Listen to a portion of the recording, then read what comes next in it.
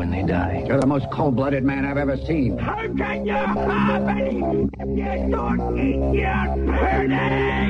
The Tommy Boyd Show. Back and to the left! Yeah! The show with more endurance than radiation itself. You say either, and I say either. Apparently official. Stand by, please. Tommy Boyd. Apparently official. Have you no compassion? Stand by, please. Let's rehang the pictures in the gallery of life. There is no escaping here. Tommy Boyd. Cabin doors to automatic. Good morning. Hey, guess what I've got here? It's not easy on the radio, but if you can just have a listen, you probably won't be able to tell. Maybe you might from the rustle of the material. It's got a buckle, several buckles in fact, and you can either do it up with a drawstring, or it also has, can you hear that? It's got popper studs as well. It is fantastic, and I'm so glad they are back in fashion. They've been away for quite a while.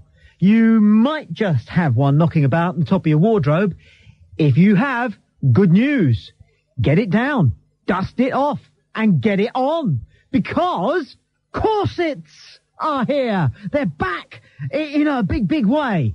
Worn indiscreetly on the outside with very little else, where hey, or worn discreetly underneath Madam's clothing so that Madam looks even more gorgeous than Madam would without a corset. Women look better in a corset. That's why I've bought Jane her first. At least I think it's her first.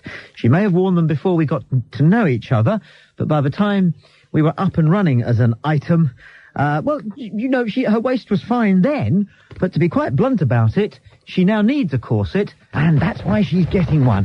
Fantastic. This one set me back $29.99. The sky's the limit. The sky is the limit. If you want to go the whole hog, if I can put it like that, and get it in crimson silk, okay, with black silk cord embroidery, and this really it means you've got the bee's knees in corsets, whalebone webbing, yeah, real whalebone webbing. You can pay 150 quid, 200 quid. I've seen photographs of the supermodels on the catwalk wearing them, and the eye is detained. They're fantastic, they're practical, they're sexy, they've got the lot. They are the ultimate fashion aid, and they're back, Madam. And aren't you pleased? Free call 0500 1053 89. Corsets aren't just coming back, they are here. They might not be in your high street yet, and if they're not, you need to go into your ladies' outfitters and ask when they're going to be taking their first consignment from Paris or from London or wherever. Look, corsets improve the look of the woman. Any argument? No. It's a fact, isn't it? Free call 0500 1053 89. They make a woman's waspish waist waspier. We like the hourglass figure. I'm sorry, American women. We do. We read at the weekend that 80% of Americans are overweight. I believe if a 5'4" woman weighs more than, 11 stone? Yes, then she is overweight. And she should get a corset. She will be getting a corset. Not only because it is a short-track solution to being podgy, but also because it helps you diet. We'll get to that in a moment. The world of medicine has given a big round of applause to the latest news from the fashion world. Corsets are here. They're back. And this time, let's hope, they're here to stay. They're good for you. They help train your body to hold itself in the right posture. Think about that. Look at you. Don't you slouch a bit? Aren't you a bit round-shouldered? Have you developed one of those sort of hollows in your back because you stand badly? Well, not with a corset. And they also help with the diet. Because we all know, don't we, that if we do overeat, perhaps drink a couple of pints of bitter every night, our stomach expands a little bit in order to accommodate the food and drink. Well, if you pop on your corset, your stomach is naturally drawn in, and all the sooner at the table will you feel full up. It'll be that much easier if you're wearing a corset to say, no thanks, I really don't want another helping of lard. Free call 0500 10 53 89. It's good for the environment as well. There's less waste with a corset. Any way you want to spell it. It means, for example, that we can put to use the bits of whales that the Japanese at the moment don't know what to do with, apart from boil the bones to make some soup. But after they've boiled the bones to make some soup, oh, whalebone corsets. Fantastic. Free call 0500 10 53 89. They improve the look of the woman. They improve the health and the posture of the woman. They improve the environment. I've worn one for 10 years. I've worn a corset for 10 years. It started with what we thought was a slipped disc. Then perhaps it was a hiatus hernia. I wore a corset. I liked it. I carried on wearing a corset. Lots of people have said to me, so many people have said to me, ooh, you look slim. I never let on. Linda Bartley, who produces James Whale, came up behind me a couple of weeks ago and said, oh, it's you, she said. I thought it was some 17-year-old lad. She said, I was just getting ready to jump your bones. And I said, no, happily married man. And she said, but you're so slim. I said, corset. He was a bit disappointed. Take off my corset, though, and you don't get the usual middle-age spread. Because by wearing a corset for the last 10 years, I have trained my body. Free call 0500 10 53 89. Do you know I can still get into the trousers that I wore when I was married, thanks to my corset? Exactly, you see. You think of the clothing expenses that you incur simply because your waist is on the move in every direction. Free call 0500 10 53 89. Corsets are here, and we are here to celebrate their return. I'm Tommy Boyd. This is Talk Radio. There's a good argument for listening. You can't beat an 18-inch waist. If you haven't got an 18-inch waist, well, you have, you see. You can get one. It will cost you $29.99. Or more if you want real whalebone. Jenny is on the line from Surrey. Jenny, you're on Talk Radio. Good afternoon. Hi, sorry. Jenny? Yep, I would really like to find a real whalebone corset because I'm just about to start a textiles A-level course. Mm-hmm. Sorry, I'm a bit nervous here. Not at all. And we've got to, as part of the course, we've got to actually decorate one. Mm-hmm. So I need to find one first. Right. Okay, have you got a pen? Pencil, yeah. Okay, the Corset Shop. It's a chain. Where exactly are you calling from? Walton-on-Thames in Surrey. I don't know if there's one in Walton. I would have thought there would have been. Walton is quite is quite an upmarket place, isn't it? Mm. Quite a lot of the women there are a bit fat, aren't they? I couldn't possibly comment. Exactly. What's your waist measurement at the moment? I'm not going to get into that either. Exactly. You see my point. The Corset Shop. They'll be public before long. Anthea calls from London. You're on Talk Radio. Anthea, good afternoon. Good afternoon, Tommy. Right, I'd just like to say I've been listening right from the beginning of Talk Radio, and I've never actually wanted to come on for today, and I think it's disgusting what you're saying about the women. What? You know, first of all, you come on and you say how sexy it is, you're going to get your wife one, it's, you know, this, it's that, and then you try to promote it in a health way. You know, rather promote health, diet, healthy eating, fitness and stuff like this, but don't squeeze these women into these, you know, corsets. It's ridiculous. It's, you know, it's not something you should promote. You know, not at all. I think it's just ridiculous. Well, you're a very old-fashioned thing, aren't you? I am old-fashioned, but, you know, I'm only 20. Yes, you know. a 20 going on 55, really, aren't you, eh? No, but it's like a woman who wears a load of makeup, you know. Once you take her home and she's taken her makeup off, you're like, oh, my God. So, you know, you might see something you like in a corset, but then when you take her home, it might be, you know, shocking. This happens to a lot of women shortly after they have their first child, Anthony. I have two. Yes, you're feeling very retro, aren't you? No, I have two. I mean, my waist, God bless me with my waist, but... Yes. You know, it's not something, you know, that should be promoted. Make the women, you know... You're a bit pudgy, aren't you? I'm not pudgy at all. I'm actually underweight. I'm actually underweight, but, you know, it's that, you know, help them to get their confidence back by healthy eating and fitness. You've still got some stretch marks, for example. I haven't got any. Have you not? I've got two children and I haven't got any. And you're proud of that? I'm very proud of that. Well, what about poor women who have put on a few pounds because, That's you know, what I mean. they let themselves go when they were having a baby and they got the stretch marks? That's what I mean. Promote healthy eating. A nice scarlet corset, you know, just pushing them up and out in the right places and bringing them in the right places. No. It's going to do wonders for their love lives and their self-confidence, their Fair self-esteem. enough for their love lives, yeah, but, you know... What about their self-esteem? But what about when they take it off? But when you walk down to the supermarket with a pushchair... Yeah? Was that the best crockery? No, it's just my little one. When you walk down to the supermarket with a pushchair, you still want to be wolf-whistled a little bit. No, you don't. You do. Ah, come on. And then what kind of a men are you attracting? Doesn't matter. It means that you're attractive, and we all like... You really got your wife one, did you? Yeah, I've got it here. I think you're going to get in trouble when you get home. Oh, no, I'm not. On the contrary. Oh, dear. Yes, well, Norwich. Good luck, then. It's going to be a case of Norwich tonight. Okay. Are you listening, Jane? Bye. Norwich. Bye. Bye. Free call... Well, of course, begins with a K, doesn't it?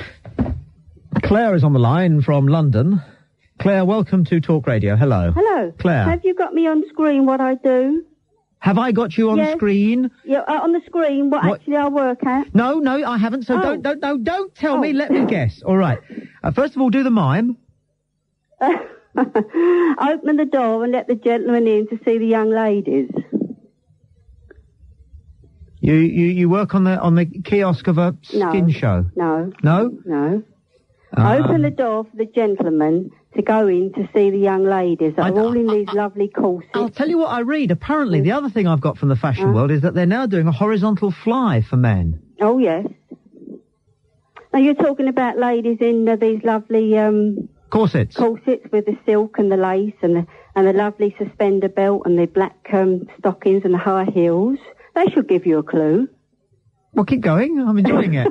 What else? You want me to say what I do? And really rouged lips. No, yes. You know, a very pretty young lady. False eyelashes. Yes. And a cigarette holder. Well, not always a cigarette holder. And a riding crop. I like that, too. That's a good image. Now, these are very sexy, very... Go on, I give up. What are you doing, Claire? demure. I work in a house of ill repute. Do you really? Yes. You work in a brothel? That's right. Yes. What do you do? Up the West End. Fantastic. I don't do it. I just let the gentlemen in for the young ladies, really? and they do their business, whatever they do, and that's all I do. But I see it all day. How many people work there? Well, there's me and one other young woman that does it, but it's all done privately. But these young ladies walk around in what you're describing, the corsets. But how many young ladies have you got working there? Yesterday there was 2. 2? Yes. How many bedrooms are there? 2. Oh, right. So it's almost a one-bed brothel. I thought to myself, I must ring Tommy up and tell him that's what I see all day. And this is presumably what a number of the clients like? Well... Corsets? Yes, that's right, of course. You know, I mean... What do you put that down to? Well, the young ladies are very pretty, aren't they? Very slim, and, you know, they come from all different parts of the country. And the men like that sort of thing. You know, it's getting away from the norm, isn't it? You know, so they like all that with the corsets and all the rest of it. You know, it's all done, you know, in good class and good taste. Where do they get their stuff from? Where do they get their equipment from? Well, I think they get it from Ann Summers, a lot of it. Understood. You know Ann Summers? Heard of? Yes. Never get invited to the Soho, parties. where you know that is, don't you, Tommy? Yes. Because you work in Oxford Street. Steady. So, yes, no, I wouldn't say anything. No, and it's a very distracting walk, actually. You go to the pub from where we are. You go to the pub, and whichever pub you go past at least a couple of places where you could dally. That's right. Easily enough if you wanted to. And, I've always wanted to tell someone where I work, so I've never plucked up the courage. No, well, thank you for your call. But it's good over the radio, because no one knows who you are. That's why people do it, you see. I was doing a phone-in show a while back, somewhere else, a while back, and this woman rang up, and she told this personal problem that I couldn't repeat, because I'm too chivalrous. No. And I said to her, you're going to have to go and tell your GP. And you know what she said? What? She said, no. She said, I couldn't tell anybody. Oh. And she just told however many hundreds of thousands of people. But you see, like you say, it's but radio. No one knows who I am or what I look like or anything, you know, so nobody knows what I do. Thank you for your call. Free call 0500 10 53 89.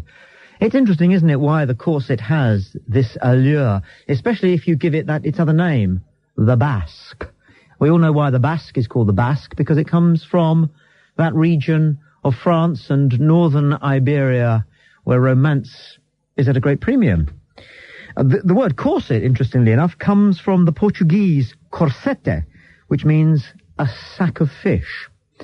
Amongst the theories as to why men find the corset alluring, there lodges this idea, and it's fundamentally Freudian, that a lot of men, when they were younger boys, saw their mummies getting dressed, and it was a staple item of clothing not that long ago, they only sort of disappeared during the austerity of the post-Second World War years.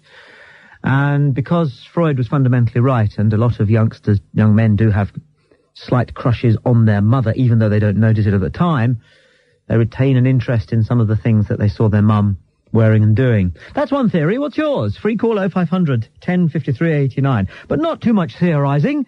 It'll get in the way of the celebrating. We're celebrating the fact that corsets are here. They're back. They're back in a big way. You'll be in one soon, madam. Free call 0500 1053 89. What a champagne moment that will be. I'm Tommy Boy. This is Talk Radio. There's a good argument. Laws which haven't been passed yet. Bigger and better, yes, but thinner looking, because corsets are back. Free call 0500 1053 89 and play the corset quiz. David calls from Leeds. You're on Talk Radio. David, good afternoon. Hello, mate. David. Yes, I'd be distraught if my wife started wearing something like that and looking out at something out of the dark ages. I like the modern underwear, the silk and the satins and the lace. You know, what woman wants to be restricted in the movements? You know, we like to go out and party and things. You know, how can a woman move if she's thrust up in whalebones and, you know, laces and things? I remember the things my aunts and my mother used to wear. God, they're horrendous. You know, it were more like something for the medieval battlefield, not the boudoir. Well, there is that. You can buy chastity corsets, but not in this country. Yeah. And I just think, you know... How old is your wife? My wife is 42. Well, you see... Ah, but she's a bit of a babe, mate. She's a bit of a babe, 22-inch waist. Yeah, but isn't 18 inches better? No, mate. It is? She is spot on. Come on. She is a drink on a stick. I see a lot of these young chicks going about, and they're out of patch on a 42-year-old woman, a lot of them. Yeah, the problem really here is your libido, isn't it, David? There's no wrong with that, mate. Well, it could be better, though, couldn't it? Everything can be better. No, mate. Everything can be better, David. This is a fundamental of life. Doesn't matter how good something is. If you say so, I mean, how about your experience? No, it's a fact. Even God can take that one on the chin. He could be better. Yeah. We can all be better. Everything can get better. Yeah, but... Now, your problem is you don't realise how sexy the damn things are. Well, I saw them when I was a kid, and I thought, God, you know, how awful these things look. And, you know, I know, you know, I've seen them, like, in museums and... What happened to you, David? Sorry? What happened to you is this, and I'm speaking now as a psychiatrist. What happened to you was that you saw your mother in her corset, recognised the attraction that existed between you as her son and your mother, and you were repulsed by that, and what you've done is you have focused your revulsion at your attraction on the item of clothing in question, the corset. So what you need to do is liberate yourself from this constriction, all right, by constricting your wife and getting her in a nice little basque, a nice little waspy basque, man. Now, you're talking about different things there, little waspy basque. No, they don't. A lot of them don't have bones in. The satiny, the lacy, the silky, the nice. They're not restrictive. Come on, Tommy, do his homework. Let's bring Peter into the conversation, okay, David in Leeds. Peter in Birmingham would like a word with you. I think he can persuade you better than I that your wife needs a corset. Peter. David? Yes, mate. Are you there? I certainly am, pal. Okay, first of all, I'd like to say you must listen to Ian Collins of a night, because that's the best radio programme of all. Who? Ian Collins. Uh-huh. He won't start till 1 o'clock, but you must listen to him. And if you listen to this Tommy... Jesus, I don't know how he gets away with it. I'm sure they're going to cut me off now. Oh, Tommy? Yeah, he's a total tosser. Tommy the Tosser, we called him. No, not at all. He's a good lad.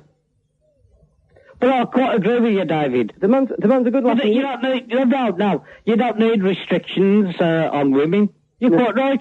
I'm agreeing with you, David. No, but like with Tommy, you're talking about Tommy. Tommy is, to me, I think is a good laugh, and we need more... radio show host like him. A bit more light-hearted. Oh dear, you need some education, mate. Where are you from? Where are you calling from? Leeds. Leeds? Yeah. Oh, well, you got more sense up north, surely. Eh? Up north, they got more sense than them down south. Hang on a second, Peter. David. Yeah. Peter thinks he's a character.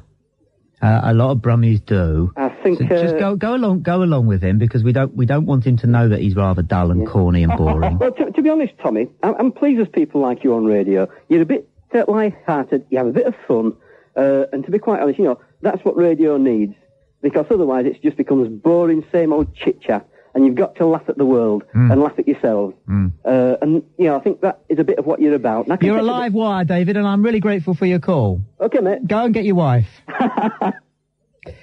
Oh, Peter. Oh, dear. Oh, dear. Oh, I said the wrong thing again. Well, it's not that. It's just, you haven't really. I mean, you tried to, but you didn't. You thought you were going to be all sort of, controversial and things. Well, and not really. I just like Ian Collins. He's absolutely brilliant. You cannot get, even the Creatures of the Night, you cannot get a better programme than that. Yeah, we know that. But you're so lip-suckle. Do you understand that? Yeah. Okay, bootlicking to your listeners. Do you understand that? Okay, well, go along with me. I've only ever phoned up a radio station once before, and actually it was to you, and you said that you have to be politically correct. That was about 18 months ago, and you said you'll come back to me and tell me a joke where there wasn't any ethnic minorities involved in it or any Irish jokes. Do you have any friends? But you never did. Hey, at all? No, you never did. No, I said phone back and they wouldn't put me through to you. Obviously because you told them not to put me through. Where are you calling from now? I'm calling from Birmingham. Yeah, I know, but whereabouts, mate? Central Birmingham. No, in the house, Petal. Whereabouts? I'm in the house, Petal, yes. Yeah, whereabouts? I'm sorry? Whereabouts in the house? Well, in the living room. Right, describe it.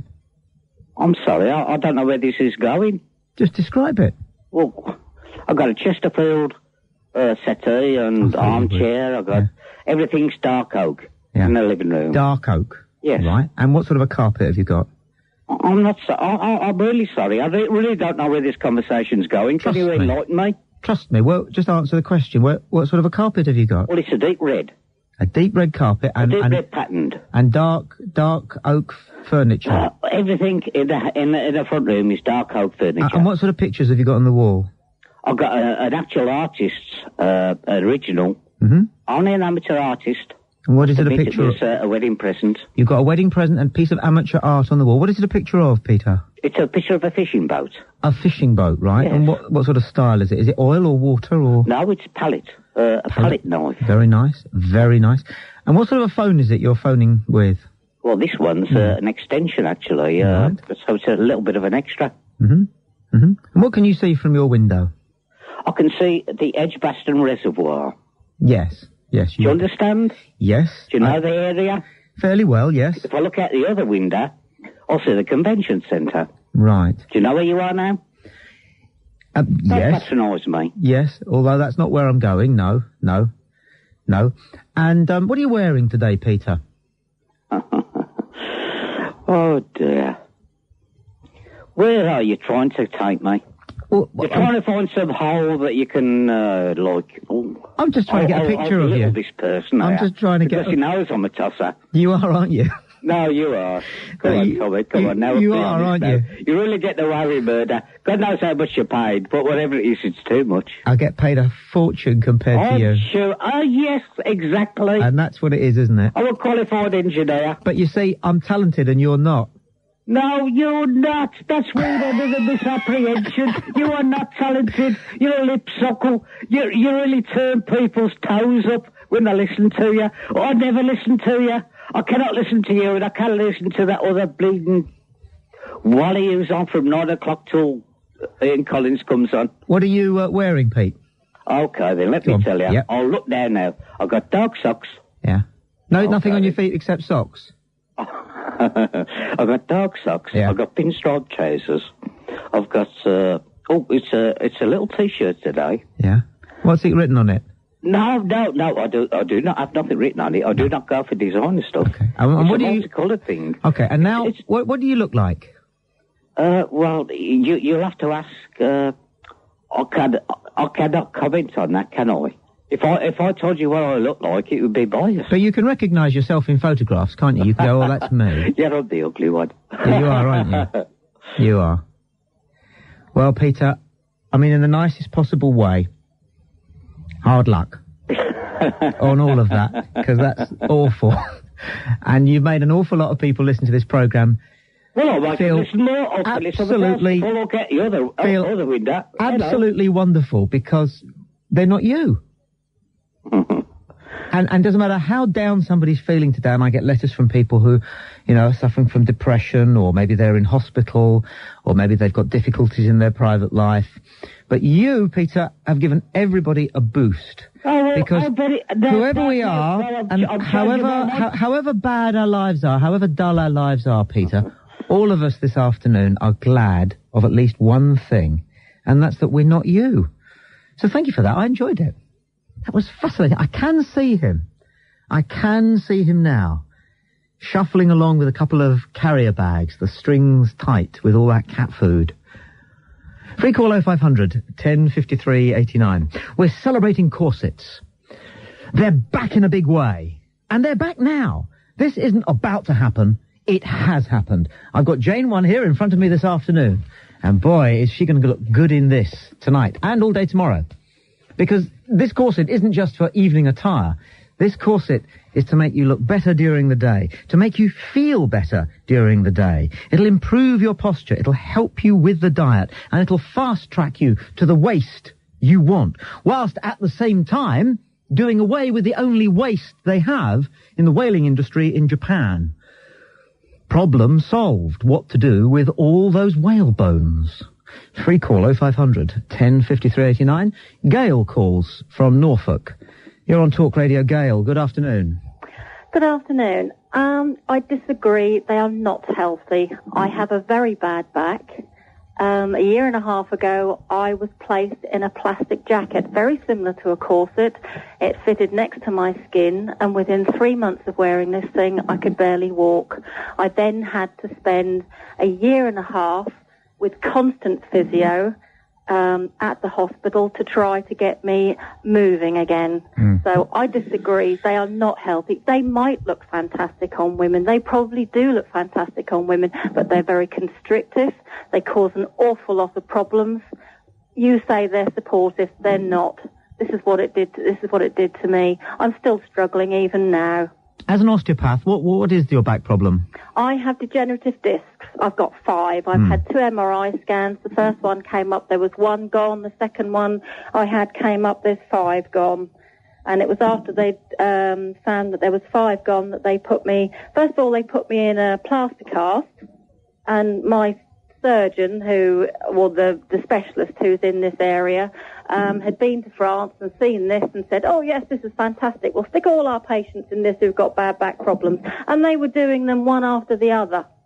I was like in a long succession of these people that were being shoved in these in these casts and then put in these plastic But, just because you've got a bad back doesn't mean to say that you can let yourself go. I haven't, believe you me. Absolutely. Doesn't mean to say that you shouldn't be doing everything you can to make yourself as attractive as possible for the men in your life.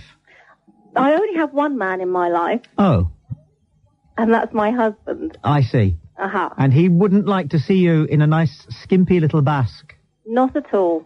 Albeit you wouldn't be running around the bedroom in your state, but you would be lying there perhaps on your side on the bed in your basque. It wouldn't make any difference to him whether I was stark naked or whether I had one of these things on. It wouldn't make any difference to him. He'd still love me the way I am. Free call 0500 1053 89. And I think she believed that. Aren't people fascinating? Patty calls from Kent.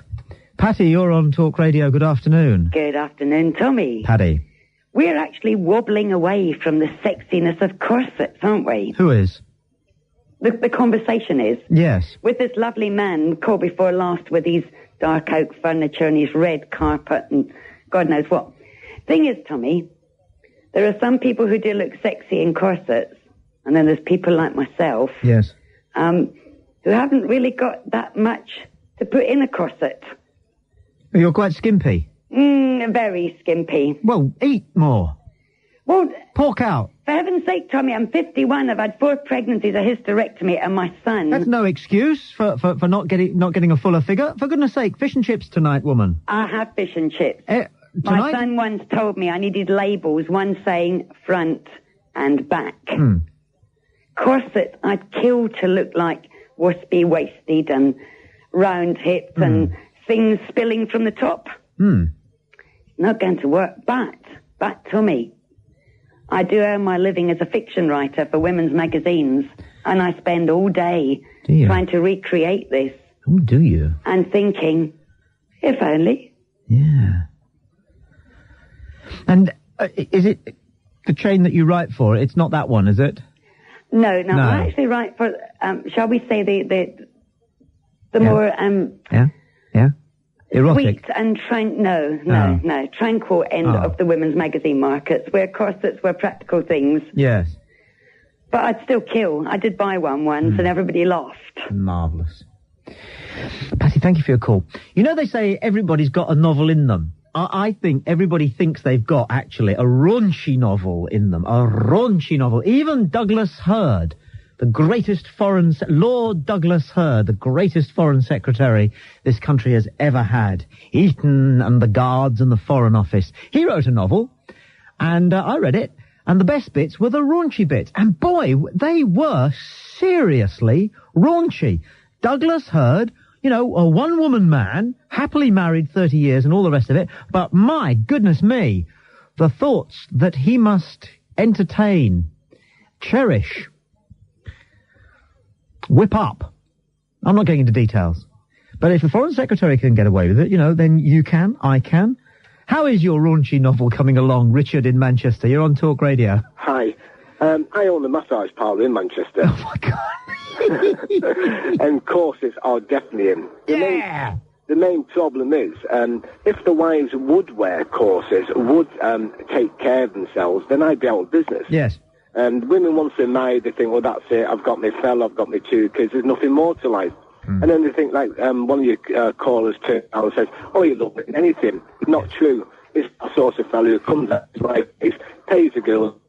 Richard, your line is breaking up, which is a pity, but you made a very important point. This is great, isn't it? Discussion about changes in the fashion world has provoked calls from a lady who works in a house of ill repute, as she put it, a lady who writes erotic literature for a living, and a gentleman who owns a massage parlour. But he makes an important point. The reason why massage parlours attract the custom of middle-aged and older men is not because their libidos have changed in any way, it's just that their wives have changed in certain ways, but such as they're not wearing corsets any longer. Free call 0500 1053 89. Did you know that Buzz Aldrin was the first man to wear a corset in outer space when he went on his first lunar landing?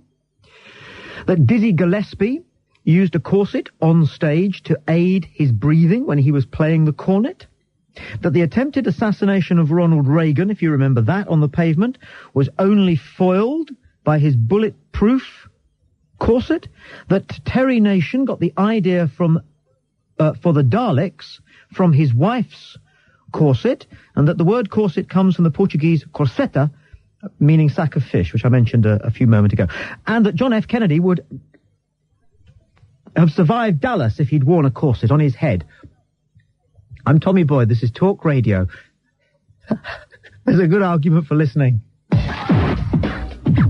Corsets are back, and I've got Jane's in a bag down beside me for tonight. It's an ortho-erotic corset, which will nip her in where she needs to be nipped in, but it's in red satin with little lace windows for the required effect. Free call 0500 1053 89. Sam's on the line in Northants. Sam, you're on Talk Radio. Hello. Tommy. Sam. Stop it. What? You've got to stop talking about it. Why? It has that effect. You know what I'm talking about. Ah. The blood starts rushing. Yes. You've got to stop. What are you trying to do?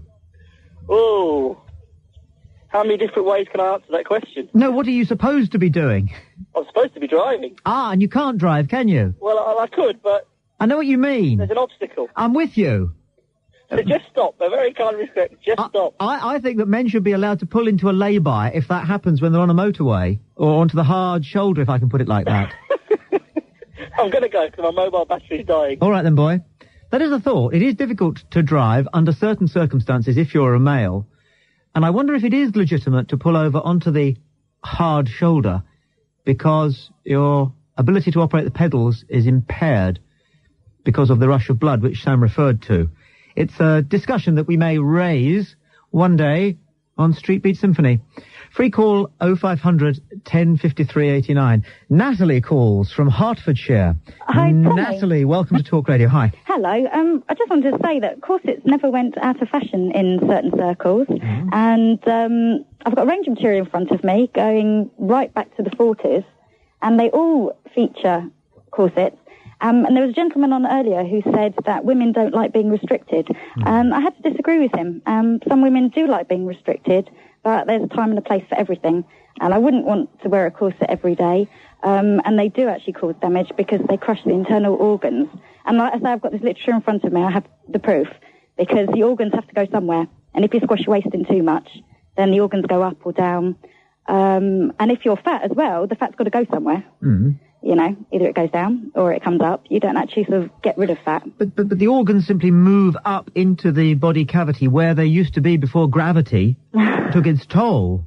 It depends how small you tight lace the waist to. But your internal organs should be no larger than they were when you were, 18.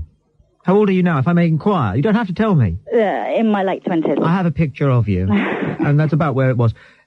One's internal organs don't enlarge, they simply move down through the body cavity. No, but there is medical evidence that that's why women used to have the vapours all the time. So they were back at the turn of the century. It's because they couldn't breathe properly because their lungs were crushed. I'm not against corsets, as it happens, but I think if you're going to go around every day in them, it would take a lot of getting used to go back to sort of the 14-inch waist that women used to have. Certainly that's a bit much. And I think women now are too, the women would have to be carried everywhere who wore corsets. That was why, it was a sign of being very rich, and you were rich enough not to have to do anything. And I think we're much busier, and I certainly, wouldn't be able to be a mother and do all the things that I do if I was wearing one. Well, that's all very interesting, but let's go back to talking about bondage, which you started talking about and then kind of glossed over it. I hope that I would notice and bring you back to it. So you like being tied up? Yes. Why is that? Why is that? Yeah. I don't know. I just like my man to be in control. So what does he use to tie you up? This is a midday programme. Whatever's around. Whatever's around. You surely ropes, handcuffs, belt. Well, you can't use a belt. Yes, you can. Can you? Yeah. How? Well, you don't actually put it through the hole. You don't put it through. You just pull it tight around your wrist or whatever. I mean, does he tie you up properly, or is it kind of like? You have to go along with it. No, there's no point doing it if you can get out of it, is there? Oh, so he ties you up so you definitely couldn't move? Yeah. Do you ever worry about him having a heart attack? Or you having to shriek and then somebody coming in and seeing all that? Well, I've been in a few awkward situations when my son's woken up, but, you make sure there's a quick release mechanism. He's pretty good at it. Well, it's your husband, isn't it? Yeah. Yeah, so you can... you've got to trust someone. Whose idea was it in the first place? I think we both just sort of slipped into it together, realised that we had the same... that our minds worked the same way. And it just sort of grew. So what's the longest you've been tied up for? Oh, goodness, probably an hour. An hour? It's anything more than that. Right. Well, thank you very much for your call. I was my girlfriend called Natalie. She worked in a clothes shop, and I wrote this poem to her about I used to buy my clothes from her shop. So I said that now that I've met her, by day I would dress Natalie, and at night I would undress Natalie. Poet laureate? Well, it kept the relationship moving. Well, that's it. You've got to spice up. Yes, absolutely. Life, haven't you? Well, thank you for that talk about, for that conversation about bondage, which perhaps that's the next thing, I don't know. Or maybe it's never gone away, I don't know. Yes, I've tried it, everybody has, haven't they? Free call 0500 1053 89. David calls from Milton Keynes, and we can just squeeze it. Turn it down, we can just squeeze him in. You're on, David. Hello. Hello. Hello, Tommy. David. I bought a radio in the car boot sale on Saturday. I'm a house father, okay? And I plugged it in and turned it on, and I have this channel all week, and I've been listening to it, and I'm wondering, are you the same Tommy Boyd that was on the telly in the 60s? In the 60s? Yeah, Magpie. Yes, that was the 70s. Is it the 70s, though? Yes. I thought it was longer than that. Are you the same Tommy Boyd, though? No. Oh. No. No, I wish I was him. Pardon? I wish I was him. You know, the Tommy Boyd, he made his money and he's hightailed it. I think he's down in the Mediterranean somewhere. Crete, I heard he'd moved to. Really? Yes, he's done very well. He's a lovely man. Yes. I thought I did, honest to God. Thank you very much, anyway. Not at all. He's a lovely man, you're right. Right. Thank you for your call. Thank you. Bye-bye.